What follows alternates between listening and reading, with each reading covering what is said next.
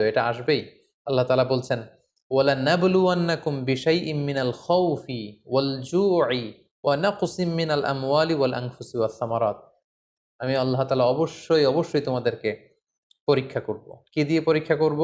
মিনাল খাউফ, ভীতিকর পরিস্থিতির মধ্য দিয়ে তোমাদেরকে যেতে হবে। ওয়াল জু, খাদ্য ঘাটতি ঘটবে, ক্ষুধার জ্বালায় কষ্ট পেতে হবে তোমাদেরকে। ওয়া নাকসিম মিনাল আমওয়াল, সম্পদের ঘাটতি হবে। ওয়াল আনফুস, তোমাদের প্রিয়জনদেরকে কখনো কখনো হারানো লাগতে পারে। ওয়াস সামারাত, তোমাদের সম্পদ নষ্ট হবে, ফল ফসল নষ্ট হবে।